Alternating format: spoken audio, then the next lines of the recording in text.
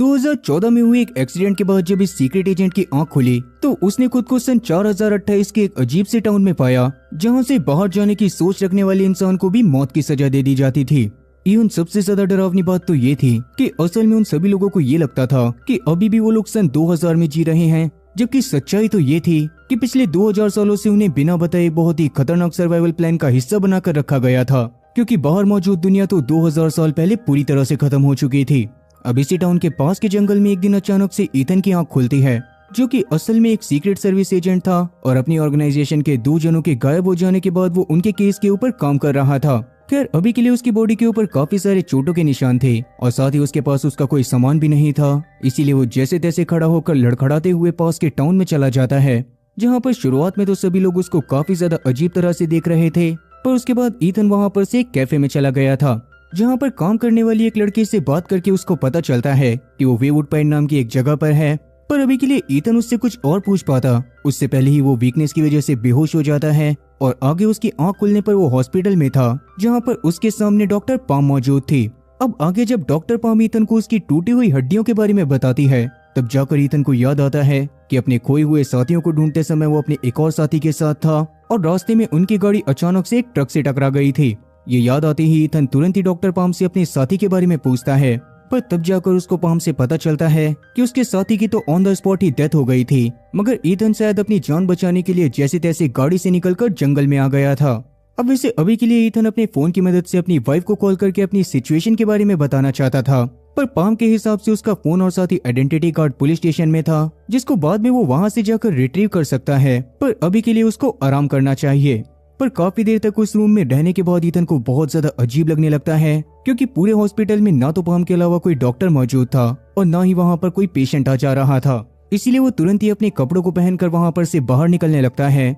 जहाँ के कॉरिडोर में भी लगभग हर एक रूम में ताला लगा हुआ था। ये देखकर थोड़ा सा शॉक होते हुए ईथन वहाँ पर से सीधा पुलिस स्टेशन में पहुंच जाता है, पर पुलिस स्टेशन पर भी अभी ताला लगा हुआ था, जो देखकर ईथन को तो समझ ही नहीं आता कि ये गाँव वाले पता नहीं कौन सी छुट्टी मना रहे थे। खैर अभी के लिए वो अपनी वाइफ को कॉल करने के लिए पास के एक बार में चला गया था, जहाँ की बारटेंडर ब्रेवली से बात करते हुए वो उसके फोन को ले लेता है, मगर जब वो अपनी वाइफ को कॉल करने की कोशिश कर रहा था तो काफी ज्यादा कोशिश करने के बावजूद भी उसका फोन कनेक्ट ही नहीं होता। तब ब्रेवली उसको परेशान देखकर उसके बारे में उससे सब कुछ जानती है और तब ईथन के खोए हुए साथियों का नाम सुनने के बाद वो काफी ज्यादा शॉक हो गई थी। इसीलिए अभी के लिए वो उसको एक पेपर पर एक एड्रेस लिख कर देती है और साथ ही उससे ये बोलती है कि वो अपना मूड सही करने के लिए कभी भी आकर उससे मिल सकता है। क्या अभी के लिए उस पेपर को पलटने पर ईथन को उसमें ये भी लिखा दिखाई देता है कि वेवुड पाइन के अंदर कोई भी झिंगुर मौजूद नहीं है। पर ईथन अभी के लिए इस बात पर ध्यान न देकर बाहर से बाहर निकल गया था, पर तब अचानक से उसको पास की झाड़ियों में से झिंगुर की आवाज आती है।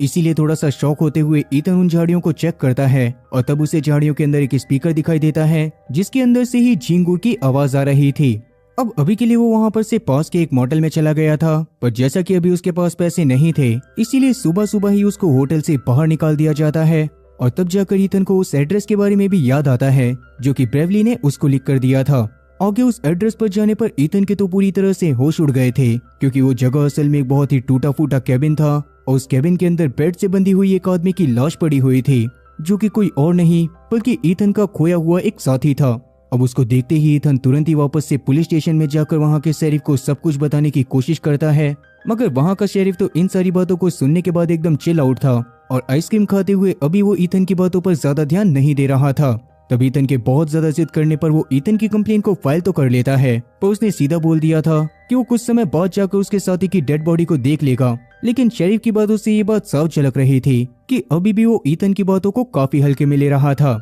इसी बात से परेशान होकर ईथन वहाँ पर से निकलकर किसी का फोन लेता है और सबसे पहले तो वापस से अपनी बीवी को कॉल करने की कोशिश करता है, मगर अभी भी उसका फोन अनरीचेबल जा रहा था।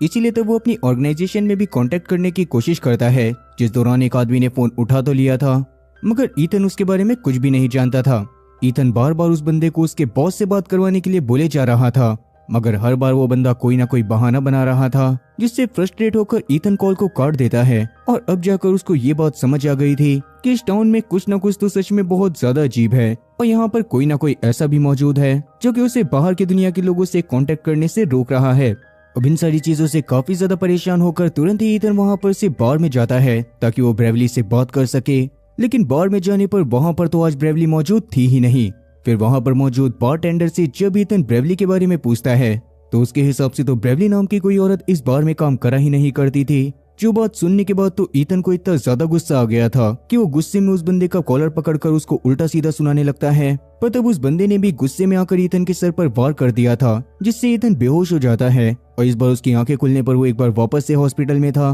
पर इस बार उसके हाथ पैर को बांध के रखा गया था। तभी अचानक से उसके पास एक साइकाइट्रिस्ट आकर उसको बताता है कि असल में एक्सीडेंट की वजह से उसके दिमाग के अंदर एक बहुत ही खतरनाक ब्लड क्लॉट हो गया है और इसी वजह से वो अजीबोगरीब चीजों को हेलुसिनेट कर रहा था।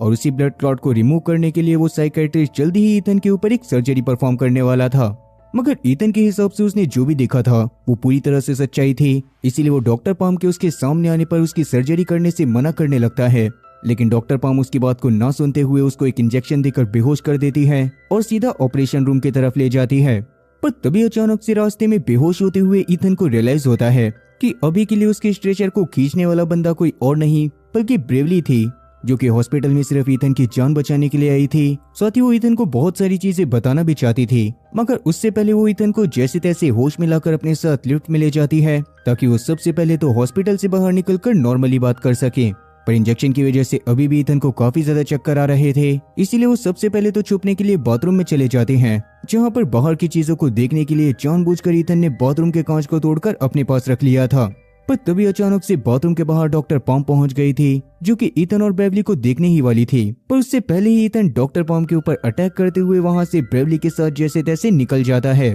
फिर एक खाली घर में जाने पर ब्रेवली ईथन से बातें करते हुए उसको बताती है कि असल में वो कुछ हफ्तों से उसी टाउन में फंसी हुई है और वो सन 1999 में इस टाउन में आई थी। ये बात सुनने के बाद तो ईथन के दिमाग ने काम करना ही बंद कर दिया था, क्योंकि उसके हिसाब से तो अभी के टाइम पर सन 2014 चल रहा था और ब्रेवली की बातों के हिसाब से उसकी कैलकुलेशन और साथ ही एज बिल्कुल मैच नहीं कर रही थी। ये बात जानने के बाद तो ब्रेवली काफी ज्यादा शॉक हो चुकी थी, पर तब वो ईथन से बात करते हुए उसको बताती है कि असल में जिस एजेंट की डेड बॉडी को ईथन ने ढूंढा था उस एजेंट को असल में कुछ शेरिफ ने ही मारा होता है, क्योंकि इस गांव के अपने कुछ रूल्स थे और उसमें से सबसे बड़ा रूल ये था कि कोई भी इस जगह पर से भागने की कोशिश नहीं करेगा। ये बात सुनने के बाद तो ईथन और ज्यादा डर गया था, मगर तभी दवाई का असर होने की वजह से वो अनकॉन्शियस हो जाता है और अगली सुबह तक जब उसकी आंख खुलती है तब तक ब्रेवली उस जगह पर से जा चुकी थी। तब थोड़ा सा परेशान होते हुए ईथन फिर से जब टाउन में जाता है तो इस बार उसको टाउन में सब कुछ नॉर्मल लग रहा था और तभी पास में हो रही एक पार्टी में उसकी नजर केट नाम की एक औरत पर पड़ती है, जो कि असल में वही दूसरी एजेंट थी जो कि उस मरे हुए एजेंट के अलावा गायब हो गई थी। पर यहाँ पर सबसे ज्यादा शॉकिंग चीज ये थी कि केट अपनी उम्र से काफी ज्यादा बड़ी लग रही होती है, इसीलिए ईथन अभी उसको डायरेक्ट अप्रोच ना करके पार्टी खत्म होने का वेट करता है। और फिर जब केट वहां पर से अपने पार्टनर के साथ जाने लगती है तो ईथन भी उसका पीछा करते हुए उसके घर तक पहुंच जाता है, मगर पूरे रास्ते उसके दिमाग में बस यही बात चल रही थी कि केट एकदम से इतनी ज्यादा चेंज कैसे हो गई, क्योंकि 1 महीने पहले तक ही उसका केट के साथ एक्स्ट्रा मैरिटल अफेयर चल रहा था और उस दौरान केट पूरी तरह से अलग थी। खैर अभी के लिए वो जैसे तैसे हिम्मत करके केट के घर की डोरबेल को बजाकर उससे बात करने की कोशिश करता है, जहाँ पर शुरुआत में तो केट अपने पति के सामने ऐसे दिखावा कर रही थी जैसे कि वो ईथन को जानती ही ना हो, पर थोड़ी ही देर में वो जानबूझकर अपने पति को किसी काम के बहाने से अंदर भेज देती है और ईथन को घोपचे में ले जाकर बताती है कि असल में इस पूरे के पूरे टाउन में हर जगह पर सीसीटीवी कैमरा लगे हुए थे और 24 घंटे उनके ऊपर नजर रखी जा रही थी। इसीलिए ही केट वहाँ पर ईथन को बहुत ज्यादा ही सावधान रहने को कहती है, मगर ईथन के हिसाब से वो केट के इतना ज्यादा चेंज होने के बारे में जानना चाहता था, जिस पर केट की बात सुनने के बाद तो ईथन का दिमाग पूरी तरह से शॉर्ट सर्किट कर गया, क्योंकि केट के हिसाब से वो पिछले 12 साल से उसी टाउन में रह रही थी, जबकि ईथन के हिसाब से तो वो बस 1 महीने पहले गायब हुई थी। तो ऐसा कैसे हो सकता था कि वो पिछले 12 साल से वहां पर रह रही हो। मगर इससे आगे केट किसी भी चीज के बारे में कोई भी जवाब देने से साफ मना कर देती है और ईथन को वहां पर से हंसते हुए जाने को बोलती है ताकि किसी को भी उनके ऊपर बिल्कुल भी शक ना हो। अब केट की बातें सुनने के बाद तो ईथन जल्दी से जल्दी इस बकवास टाउन से बाहर निकलना चाहता था, इसीलिए वो थोड़ा सा दूर आकर पास में खड़ी एक गाड़ी के शीशे को तोड़ता है और उस गाड़ी को चुरा कर किसी तरह से रोड पर भगाते हुए टाउन से बाहर निकलने की कोशिश करने लगता है। खैर अब थोड़ी ही देर में वो टाउन के एंट्री बोर्ड के पास पहुंच गया था, जिससे उसको लग रहा था कि शायद अब ये टाउन पीछे छूट जाएगा। मगर उसी रोड पर कई घंटों तक लगातार ड्राइव करने के बाद भी अचानक से ईथन के सामने वही बोर्ड आ जाता है जो कि उसने पहले भी देखा था, और इसका मतलब कि वो रोड से लगातार घूम घूम कर वापस से उसी जगह पर आ गया था। तब जाकर ईथन समझ जाता है कि वो रोड के रास्ते से तो इस गांव से बाहर नहीं निकल सकता, इसीलिए वो तुरंत ही भाग जाता है और जंगल के बीच में आ रही सारी चीजों को धीरे धीरे पार करके जंगल के आखिरी में पहुंच जाता है। जंगल के आखिरी में एक बहुत ही बड़ी दीवार मौजूद थी जिसने शायद इस पूरे टाउन को चारों तरफ से घेर रखा था और उन बड़ी दीवारों के ऊपर काफी ज्यादा हाई वोल्टेज के वायर्स भी लगाए हुए थे ताकि अगर कभी कोई वहां पर से भागने की कोशिश करे तो करंट लगने से उसकी मौके पर ही मौत हो जाए। और क्योंकि अभी वहां पर से बाहर निकलने का कोई भी रास्ता नहीं था इसीलिए ईथन वापस से अपनी गाड़ी में जाकर बैठ जाता है। पर तभी वहां पर अचानक से टाउन का शेरिफ आकर उसको गाड़ी चुराने के जुर्म में पकड़ लेता है, जिस दौरान ईथन उसको काफी बार समझाने की कोशिश कर रहा था कि वो सीक्रेट सर्विस एजेंट है। मगर शेरिफ जब इस बारे में पता करता है तो उसके हिसाब से तो ईथन नाम का कोई बंदा सीक्रेट सर्विस के लिए काम करता ही नहीं था। खैर अभी के लिए शेरिफ ने कुछ दिनों के लिए ईथन को हाउस अरेस्ट दे दिया था और तब ना चाहते हुए भी ईथन को एक सड़े से होटल में रहना पड़ रहा था। रात में सोते समय उसके दिमाग में लगातार यही थॉट चल रहे थे कि आखिरकार ये टाउन कौन सी जगह है और यहाँ पर से वो कभी बाहर निकल भी पाएगा या फिर नहीं। इसीलिए अभी के लिए वो डिसाइड करता है कि वो सबसे पहले इस टाउन के बारे में सारी चीजें अच्छे से पता करेगा, जिसके लिए वो वहाँ पर इंटरनेट एक्सेस या फिर न्यूज़पेपर का सहारा लेने की कोशिश करता है। पर बाद में उसको पता चला था कि टाउन में इंटरनेट की सुविधा उपलब्ध ही नहीं है। इवन वहाँ के न्यूज़पेपर वाले इतना धीरे काम करते थे कि लोगों को 1 महीने पहले की खबर 1 महीने बाद मिलती थी। खैर अभी के लिए ईथन वापस से उसी केबिन में जाता है जहाँ उसके साथी की डेड बॉडी थी और वहाँ जाने पर अभी भी उसके साथी की डेड बॉडी वहाँ पर सड़ रही थी, जिसको देखकर ईथन को काफी ज्यादा बुरा लगता है। पर तभी अचानक से उसकी नजर उसके साथी के पैर पर पड़ती है जहाँ पर छोटी सी एक बुकलेट छुपी हुई थी। मगर ईथन के उस बुक को अपने पास रखने से पहले ही वहाँ पर शेरिफ आ गया था, जो आकर तुरंत ही उसको गन पॉइंट पर ले लेता है और जल्दी ही वहाँ पर फोरेंसिक डिपार्टमेंट वाले आकर ईथन के दोस्त की डेड बॉडी को वहाँ पर से लेकर जाने वाले थे। इसीलिए तब शेरिफ गुस्से में ईथन को वहाँ पर से वापस से होटल में जाने को कहता है, लेकिन ईथन अभी के लिए निकलकर सीधा उसी बार में चला गया था जहाँ पर ब्रेवली काम करा करती थी। असल में वो ब्रेवली के बारे में भी काफी सारी चीजें जानना चाहता था और किस्मत से उसे बार में जाने पर ब्रेवली मिल भी जाती है, जिसने उसको देखते ही सबसे पहले तो बार के गानों का वॉल्यूम तेज कर दिया था और बाद में वो उसके साथ डांस करने का दिखावा करते हुए उसके कान में बताती है कि ईथन के साथ में काम करने वाला मरा हुआ एजेंट पहले के टाइम पर ब्रेवली के साथ ही उस टाउन से भागने की प्लानिंग कर रहा था, जिसके लिए उसने टाउन का एक बहुत ही डिटेल मैप बनाया था और वो उसको हमेशा अपने पास अपनी एक बुक में रखा करता था। लेकिन उनके प्लान को एग्जीक्यूट करने से पहले ही गांव वालों को उसके बारे में पता चल गया था, जिस वजह से ही उसको भागते समय जान से मार दिया गया। तब ईथन को ये बात समझ आ जाती है कि टाउन से निकलने के लिए वो मैप सच में काफी ज्यादा जरूरी है। इसीलिए वो थोड़े समय बाद हॉस्पिटल के मुर्दा घर में जाने का डिसाइड करता है ताकि वहां पर से वो अपने मरे हुए दोस्त के सामान को लेकर आ सके। पर इससे पहले ब्रेवली उसको कुछ पैसे देते हुए कुछ खाने को कहती है और उन्हीं पैसों से पास के एक कैफे में जाकर ईथन एक कॉफी को खरीदता है। तब कॉफी में ही काम करने वाली एक औरत से उसको पता चला था कि ईथन की एक्स्ट्रा मैरिटल अफेयर वाली गर्लफ्रेंड पास की एक टॉय शॉप पर काम करा करती थी और ये बात जानने के बाद ईथन उससे तुरंत ही मिलने के लिए पहुंच गया था ताकि वो उससे जान सके कि आखिरकार उनके साथी की मौत कैसे हुई थी। लेकिन केट तब भी जानबूझकर उसको इस बारे में कुछ भी नहीं बताती और बाद में शॉप से बाहर निकलते समय ईथन की नजर एक फोटो फ्रेम पर पड़ती है जिस पर टाउन के रूल्स लिखे हुए थे, जिसमें सबसे पहला रूल तो यही था कि कोई भी टाउन से भागने की कोशिश नहीं करेगा और दूसरा रूल ये था कि कोई भी टाउन में किसी से भी अपने पास्ट के बारे में कोई भी बात नहीं करेगा। इवन तीसरा रूल तो सबसे ज्यादा अजीब होता है, जो कि ये था कि उन्हें हर बार फोन कॉल्स को आंसर करना पड़ेगा। अब वैसे ईथन को भी ये सारी चीजें काफी ज्यादा अजीब लगी थी, पर अभी के लिए वो वहाँ पर से निकलकर सीधा हॉस्पिटल में चला जाता है, जहाँ पर ज्यादा भीड़ न होने की वजह से वो जल्दी ही मुर्दा घर में उस जगह पर पहुंच गया था जहाँ पर मरे हुए लोगों का सामान रखा जाता था। जिसके बाद वो तुरंत ही उस बुकलेट को लेकर सीधा ब्रेवली के साथ जंगल में पहुंच जाता है, जहाँ पर वो लोग टाउन के मैप को देखते हुए वहाँ पर से निकलने का प्लान बनाने लग गए थे। लेकिन तब ब्रेवली उसको ये बात भी बताती है कि उन लोगों को किसी भी प्लान को एग्जीक्यूट करने से पहले उन दोनों की ही बॉडी के अंदर से एक ट्रैकर को निकालना पड़ेगा, क्योंकि इस टाउन में मौजूद सभी लोगों की एक्टिविटी और साथ ही लोकेशन को ट्रैक करने के लिए यहाँ के सभी लोगों की बॉडी के अंदर एक ट्रैकर लगाया गया था। ये जानकर तो ईथन का और ज्यादा दिमाग खराब हो जाता है, मगर बाद में ब्रेवली की मदद से वो किसी तरह से उस ट्रैकर को बाहर निकाल लेता है और बाद में ब्रेवली उसको ये बात भी बताती है कि अगर यहाँ पर कोई भी इंसान रूल्स को तोड़ा करता था तो उस समय पर उसे एक बहुत ही खतरनाक सजा दी जाती थी और ईथन का मरा हुआ साथी भी उसी सजा का शिकार हुआ था। लेकिन ईथन वहाँ पर से निकलने के लिए हर तरह की सजा को झेलने के लिए तैयार था, पर अभी के लिए वो परफेक्ट प्लान रेडी करने के लिए वापस से टाउन में चले जाते हैं, जहाँ पर रास्ते में ब्रेवली और साथी ईथन को केट और उसका पति हैरोल्ड मिल गया था।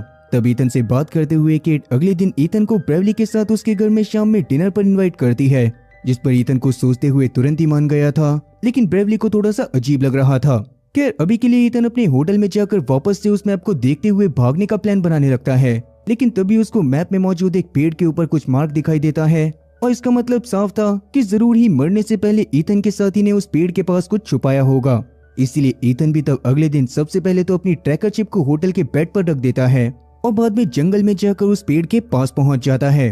उसके ऊपर चढ़कर जब वो उस सामान को उतारने की कोशिश कर रहा था तभी उसको पास में से गोलियां चलने की आवाज आती है और पेड़ के ऊपर से ही वो थोड़ा सा दूर पर शेरिफ को नोटिस करता है जो कि किसी चीज पर लगातार फायरिंग करे जा रहा था।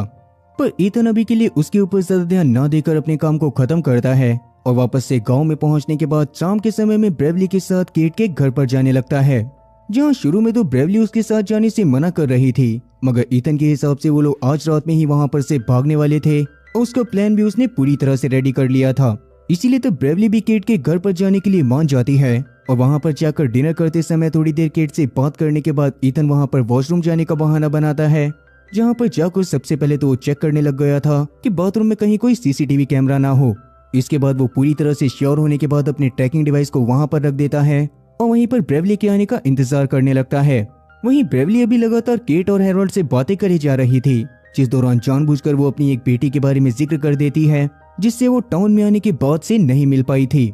अब जैसा कि उसने अभी के लिए पास्ट के बारे में बात करके टाउन के एक रूल को तोड़ दिया था, इसीलिए वो खुद भी थोड़ा सा परेशान होने का बहाना बनाकर बाथरूम की तरफ चली जाती है और अभी के लिए केट और साथ ही हैरोल्ड को भी उस पर बिल्कुल शक नहीं होता। मगर जब पूरे 10 मिनट होने के बावजूद भी ब्रेवली और ईथन में से बाथरूम में से कोई भी नहीं आता तो केट और हैरोल्ड भी तुरंत ही उनके भागने के प्लान के बारे में समझ जाते हैं और वहीं ब्रेवली और ईथन भी अब तक घर के बाहर निकल चुके थे। उस दौरान ब्रेवली ईथन के मरे हुए दोस्त के बारे में सोचकर काफी ज्यादा डरी हुई थी, इसीलिए ईथन तब उसको शुरुआत में समझाने की कोशिश करता है कि असल में उसके दोस्त के पैकेज की मदद से ही उसे यहाँ से बाहर निकलने के रास्ते के बारे में थोड़े से क्लूज मिले थे और उसकी मदद से ही वो लोग इस टाउन से बाहर जाने वाले थे। अब उनके बात करने के दौरान अचानक से ही उनके आसपास के सभी घरों में लाइट जल जाती है और सभी के घरों में कॉल बजने लगता है। इसके तुरंत बाद ही घर में मौजूद सारे लोग हथियार लेकर गुस्से में बाहर आकर ईथन और ब्रेवली का पीछा करने लग गए थे, जो देखकर ईथन ब्रेवली को सिमिट्री में जाने को कहता है और खुद अभी के लिए वो वहीं पर रहकर उन लोगों का ध्यान भटकाकर बाद में सिमिट्री में आने वाला था।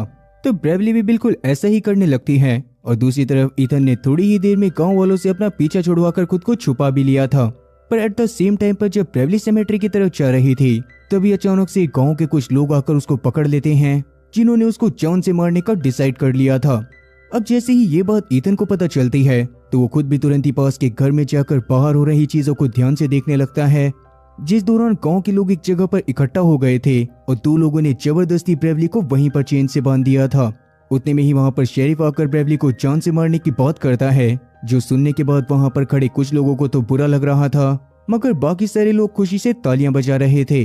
खैर अब इसके बाद शेरिफ केट और उसके पति हैरोल्ड का शुक्रिया भी करता है, क्योंकि उन दोनों की वजह से ही उसे ब्रेवली के वहां से भागने के प्लान के बारे में पता चला था और इसके तुरंत बाद ही शेरिफ ने ब्रेवली को बेरहमी के साथ स्टैब करके सबके सामने मौत के घाट उतार दिया था। ये देखकर सभी लोग खुशी से तालियां बजाने लग गए थे, क्योंकि उनके हिसाब से टाउन के रूल तोड़ने वाले इंसान को इसी तरह की सजा देनी चाहिए थी। मगर ईथन तो ये सब देखकर बहुत ज्यादा डर गया था। इसके थोड़ी देर बाद जब केट और साथी हैरोल्ड अपने घर पर जाते हैं तो केट जानबूझ के वापस से हैरोल्ड को ऊपर वाले रूम में सोने के लिए भेज देती है, क्योंकि उसको ये बात पता थी कि ईथन उससे वापस से मिलने के लिए जरूर आएगा। अब ईथन के वापस आने पर उसे केट से बात करके पता चलता है कि असल में केट को ब्रेवली को मरवाने का जरा सा भी दुख नहीं था, क्योंकि उसके हिसाब से उसने बस टाउन के रूल्स को फॉलो करा था। पर उसी दौरान अचानक से केट ईथन के ट्रैकर को उसको वापस करते हुए बताती है कि उसने जानबूझकर सिर्फ ब्रेवली के बारे में कंप्लेन करी थी, क्योंकि वो ईथन को मरते हुए नहीं देखना चाहती। इसीलिए वो ईथन को टाउन में ही रहकर अपनी लाइफ को वापस से स्टार्ट करने को बोलती है,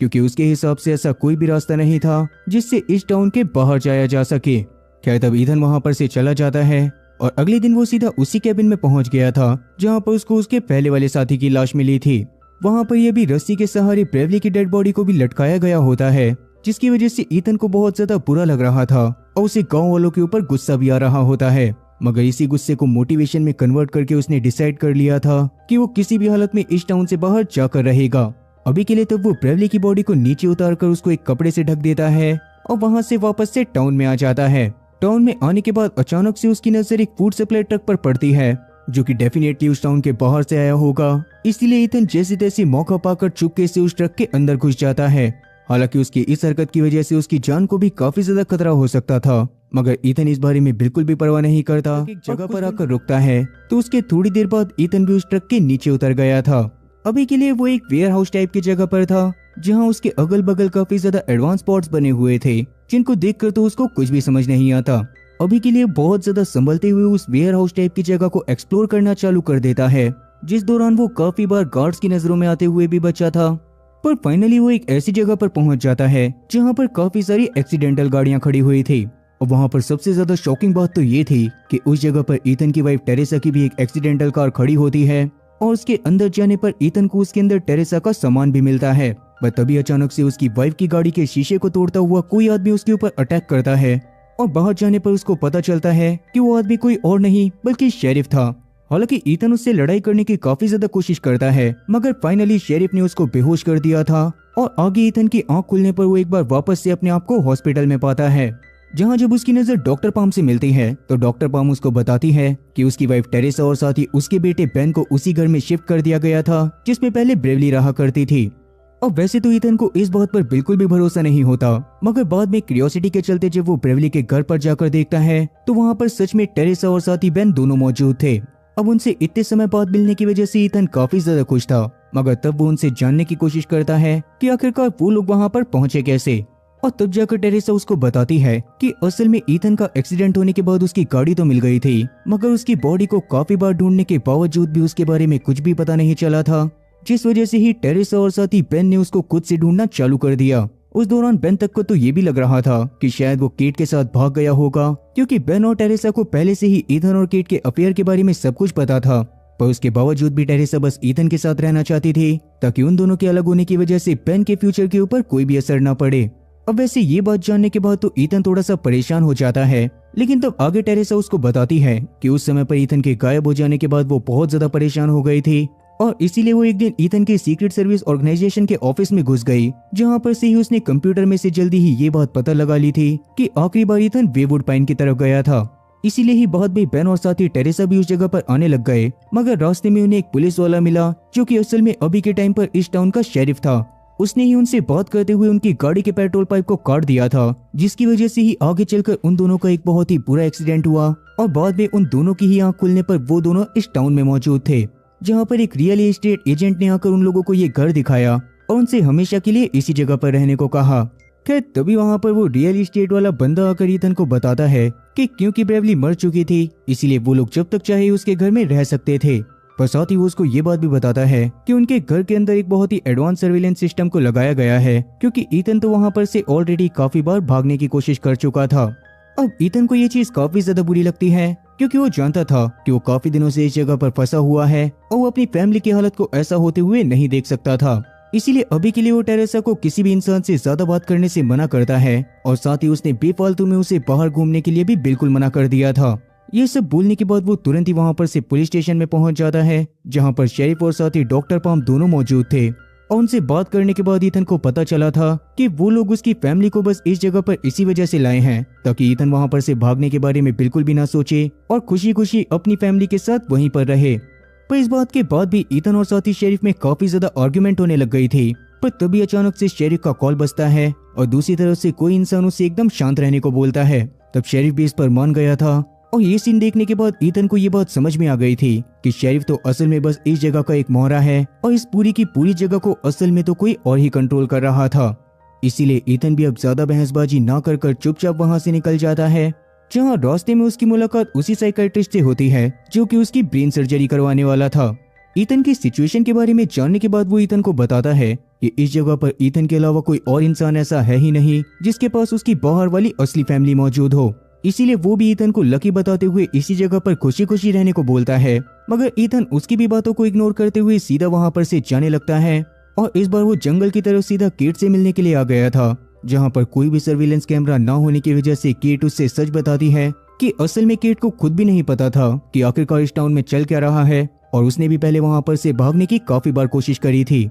मगर हर बार वो फेल हो जाती थी और फाइनली उसे ना चाहते हुए भी एक्सेप्ट करना ही पड़ा कि अब उसे इसी टाउन में रहना है और इसीलिए वो टाउन के रूल को फॉलो करते हुए चुपचाप वहां पर रहने लग गई। अब ये बात सुनने के बाद तो ईथन खुद भी काफी ज्यादा परेशान हो गया था और इसीलिए वो वापस से अपने घर में चला जाता है, जहां घर के अंदर जाने पर वहां पर टेरेसा और साथ ही बेन मौजूद नहीं थे और टेबल पर टेरेसा ने उनकी वेडिंग रिंग रखी हुई थी। असल में थोड़ी देर पहले जब ईथन केट से मिलने के लिए फॉरेस्ट में गया था तो उस दौरान बेन उसका पीछा कर रहा था और बाद में उसने ईथन को केट के साथ देखने पर तुरंत ही इस बारे में आकर अपनी मॉम टेरेसा को बता दिया, जिससे टेरेसा का तो पूरी तरह से दिल टूट चुका था, क्योंकि एक तो उसने ईथन को सच्चाई पता होने के बावजूद भी कभी भी नहीं छोड़ा था और इवन वो उसको ढूंढते हुए इतनी दूर तक आ गई थी, पर अभी भी उसके हिसाब से ईथन तो उसकी बिल्कुल भी परवाह नहीं करता था और वो किसी कुत्ते की पूंछ की तरह था जिसको 100 साल नली में डालकर भी रखो तब भी वो सीधी नहीं होती। यही सब सोचते हुए वो तुरंत ही वहां पर से सीधा आइसोलेशन वॉल की तरफ जाने लग गई थी ताकि वो इस टाउन को लीव कर सके। लेकिन जैसे ही वो आइसोलेशन वॉल के पास पहुंचती है वैसे ही उनके पास पीछे से शेरिफ की गाड़ी आ जाती है और क्योंकि शेरिफ पहले ही ईथन की वजह से काफी ज्यादा फ्रस्ट्रेट हो चुका था इसीलिए इस बार वो ईथन की फैमिली को डायरेक्ट ही जान से मारने वाला था। लेकिन उसके ऐसा करने से पहले ही खुद वहां पर ईथन पहुंच जाता है, जिसने शेरिफ को सबसे पहले तो अपनी गाड़ी से ठोक दिया था और बाद में गाड़ी से उतरते ही उसने सीधा उसको शूट करके खत्म कर दिया था। तब उसे शेरिफ के पास से उस आइसोलेशन वॉल को खोलने का रिमोट भी मिल जाता है और उसके गेट को खोलते ही बहुत ही जल्दी से एक परछाई आकर तुरंत ही शेरिफ की बॉडी को खींचकर वहां से बाहर ले जाती है, जिसको देखकर ईथन और उसकी फैमिली तो काफी ज्यादा डर गए थे। इसीलिए डरते हुए ईथन तुरंत ही उस जगह के गेट को बंद कर देता है और अभी के लिए उस चीज पर ज्यादा ध्यान न देते हुए अपनी फैमिली को गाड़ी में बिठाकर वापस से घर में ले जाता है। खैर अब घर के बाहर पहुंचने पर उसने टेरेसा को जल्दी जल्दी वो सारी चीजें बता दी जो भी उसने टाउन में आने के बाद फेस करी थी और टेरेसा भी ये सब जानने के बाद बहुत ज्यादा शॉक हो जाती है। अब इसके बाद ईथन वहां पर टेरेसा को बेन के साथ कुछ दिनों तक बिल्कुल टाउन के रूल के हिसाब से रहने को कहता है ताकि इस बीच वो वहां पर से बाहर निकलने का रास्ता ढूंढ सके और वहां पर से बाहर निकलने का रास्ता एक बार अगर उन्हें मिल जाता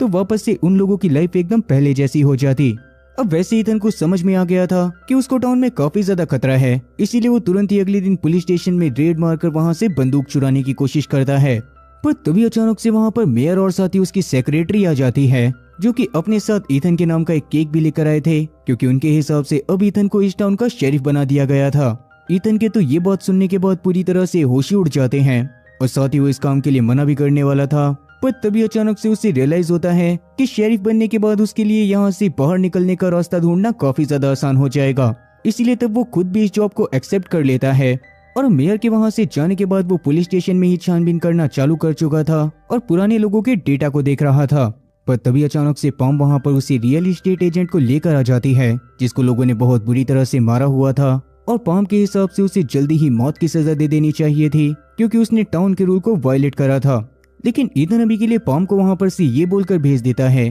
कि क्योंकि अब वो इस टाउन का शेरिफ है तो वो डिसाइड करेगा कि किसको जान से मारना है और किसको नहीं। फिर पॉम के वहां से जाने के बाद ईथन उस आदमी से बातें करना चालू कर देता है, जिस दौरान उसे पता चलता है कि उस एजेंट को तो याद भी नहीं था कि उसे इस टाउन में आए हुए कितना ज्यादा टाइम हो चुका है। मगर एक बात ये थी कि उसको अपनी फैमिली की बहुत ज्यादा याद आती थी और वो किसी भी हालत में उनके पास लौटना चाहता था। अब वैसे तो अभी के लिए ईथन सोच रहा होता है कि वो बाकी सबसे इस बंदे की जान को कैसे बचाएगा, पर तभी अचानक से उसको एक कॉल आता है और जैसा कि रूल था कि उन्हें कॉल को रिसीव करके कॉल पर बोली गई बात माननी है, तो ईथन को पता चलता है कि उसे किसी भी हालत में उस एजेंट को जान से मारना ही पड़ेगा। अब वैसे तो एजेंट भी इस बात को समझ जाता है, साथ ही वो ईथन की मजबूरी को भी समझ रहा था, मगर ईथन उसको किसी भी हालत में जान से नहीं मारना चाहता था। इसी वजह से उसे टाउन के लोगों से बुरी तरह से नफरत हो चुकी थी। दूसरी तरफ टाउन के लोग अब ईथन की फैमिली के साथ काफी ज्यादा अच्छे से बिहेव करते थे और साथ ही टेरेसा ने बेन का एडमिशन वहाँ के एक स्कूल में भी करवा दिया था। खैर ईथन के शेरिफ बनने की वजह से रात में ईथन के घर पर एक पार्टी ऑर्गेनाइज करी जाती है,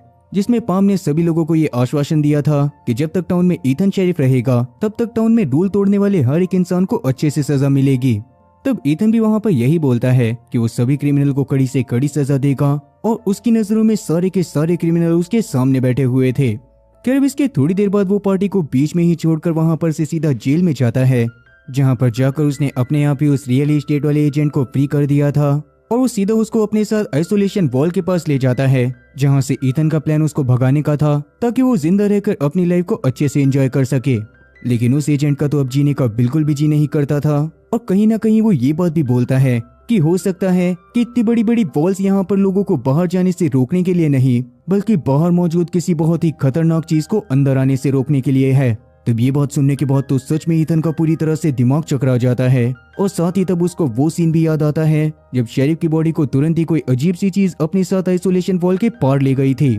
साथ ही तब वो एजेंट इस वॉल के बारे में एक और चीज बताता है कि इस वॉल से ही जुड़कर पास में एक क्लिफ मौजूद थी, जहां पर एरिया ज्यादा ना होने की वजह से वहां पर वॉल को नहीं बनाया गया था और वहां पर से कोई भी इंसान टॉप कर टाउन के बाहर जा सकता था। एजेंट ने भी वहां पर से भागने की कोशिश करी थी, मगर धोखे से पैर फिसलने की वजह से उसका पैर टूट गया था और अभी के लिए वो पूरी तरह से वहां से बाहर निकलने की उम्मीद को खो चुका था। यही सब बताते हुए रोने के बाद वो आखिरी बार ईथन को हक करता है और तुरंत ही जाकर उस हाई वोल्टेज वाली दीवार से चिपक जाता है, जिससे 440 वोल्ट का झटका लगने से उसकी मौके पर ही मौत हो गई थी। मगर ये सब देखने के बावजूद भी ईथन वहां पर से बाहर जाने के प्लान के बारे में नहीं भूला था और क्योंकि अब तो उसे रास्ता भी पता चल गया था, इसीलिए वो अपने घर में जाकर सबसे पहले तो टेरेसा को हक करते हुए अपने प्लान के बारे में बताता है कि वो जल्दी ही क्लिफ के दूसरी तरफ जाकर वहां पर से बाहर निकलने का रास्ता ढूंढेगा और अगर उसे वहां से बाहर निकलने का रास्ता मिल गया तो वो जल्दी ही अपनी फैमिली को भी लेने के लिए जरूर आएगा। टेरेसा भी तब इस पर मान जाती है और वहां पर से ईथन पुलिस स्टेशन में जाकर सबसे पहले अपने लिए काफी सारे हथियार जमा करता है और बाद में सीधा उस क्लिफ के पास पहुंच जाता है।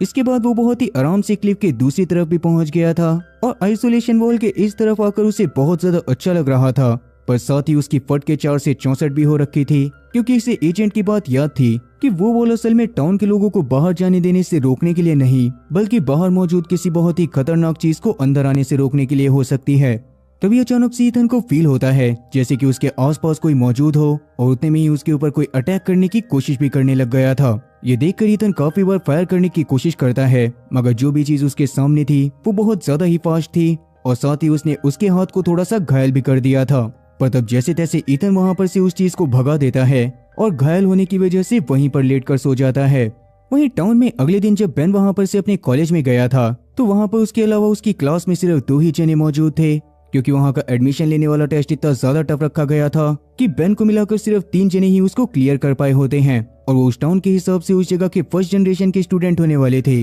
जो कि इस टाउन के बारे में पूरी सच्चाई जानते। उन्हें टीचर मेगन पढ़ाने वाली थी और उन्हें क्लासेस और साथ ही इस टाउन की सच्चाई के बारे में अपने पेरेंट्स तक को बताना अलाउड नहीं था। अब आज की क्लास शुरू होने पर उन्हें कुछ भी बताया नहीं जाता और सीधा बस उनके सामने एक प्रोजेक्टर पर एक इमेज चला दी जाती है जो कि ह्यूमन जैसे दिखने वाले किसी बहुत ही खतरनाक क्रीचर की थी। उसको देखने के बाद तो उन तीनों में से किसी को कुछ भी समझ में नहीं आ रहा होता, पर बाद में मिस्टर मेगन बताती है कि इस गांव के अलावा बाहर की दुनिया में सारे लोग पूरी तरह से म्यूटेंट बन चुके हैं और वो एक दूसरे को, इंसानों को और साथ ही आसपास के जानवरों को जान से मारकर खाया करते हैं। ये बात सुनने के बाद तो उन तीनों के ही रोंगटे खड़े हो गए थे और उनको समझ में नहीं आ रहा था कि आखिरकार ऐसा पॉसिबल कैसे हो सकता है। पर तब जाकर मेगन उन्हें एक एक कॉइन देती है जिस पर 2097 की डेट लिखी हुई थी और तब जाकर वो उनसे ये भी पूछती है कि आखिरकार उन्हें इस टाउन में आने से पहले की कौन सी मेमोरी याद है। तब सबसे शॉकिंग बात तो ये थी कि उन तीनों का ही इस टाउन में आने से पहले एक्सीडेंट हुआ था और उसके बाद से ही वो लोग इस टाउन से बाहर नहीं निकल पाए थे।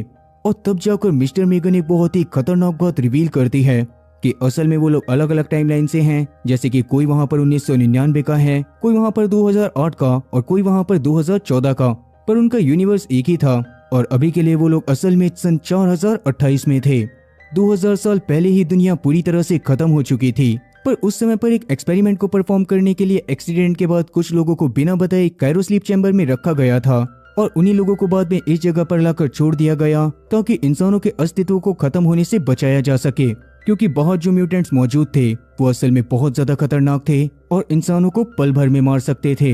लेकिन ईथन को सुबह उठने के बाद इन सब चीजों के बारे में कोई भी आइडिया नहीं होता और वो शहर की तलाश में जंगल में सीधा सीधा बढ़े जा रहा था। पर तभी अचानक से उसे आसपास से कुछ अजीब सी आवाजें आने लगती हैं। अब क्या ईथन अपनी जान को बचा पाएगा? और जिन स्टूडेंट को अंदर ये सोचकर एजुकेशन दी जा रही है कि वो आगे चलकर टाउन की भागदौड़ को पूरी तरह से संभाल पाएंगे, वो इस चीज को करने में कामयाब हो भी पाएंगे या फिर नहीं। और सबसे बड़ी बात कि अगर गांव वालों को इन सारी चीजों के बारे में पता चलेगा तो उनका क्या रिएक्शन होगा। माफ करना, वीडियो के बड़े होने की वजह से ये सारी चीजें आपको इसके सेकंड पार्ट में जानने को मिलेंगी, पर क्या मुझे इसके सेकंड पार्ट को लेकर आना चाहिए और क्या आप लोगों को ये सीरीज इंटरेस्टिंग लग रही है? कमेंट सेक्शन में इस बारे में जरूर बताना। अगर सिर्फ 100 लोग भी इस सीरीज के सेकंड पार्ट को देखना चाहेंगे तो मैं स्पेशली उन 100 लोगों के लिए भी इसके सेकंड पार्ट को लेकर आऊंगा, क्योंकि सीरीज की एक्सप्लेनेशन करने में काफी ज्यादा मेहनत लगती है और अगर ऐसे में आपको उसका फर्स्ट पार्ट ही पसंद ना आए तो उसका सेकंड पार्ट डालने का कोई भी मतलब नहीं बनता। इसीलिए कमेंट सेक्शन में जरूर बताना कि आप लोगों को ये सीरीज कैसी लगी। बाकी उम्मीद है कि आप लोगों को मेरी एक्सप्लेनेशन पसंद आई होगी। अगर एक्सप्लेनेशन पसंद आई हो तो चैनल को सब्सक्राइब करना और बेल नोटिफिकेशन को ऑल पर सिलेक्ट करना और साथ ही वीडियो को भी लाइक करना। मैं ऐसी ही और मजेदार एक्सप्लेनेशन वीडियोस लेकर आता रहूंगा। क्या तब तक के लिए टाटा और गुड बाय।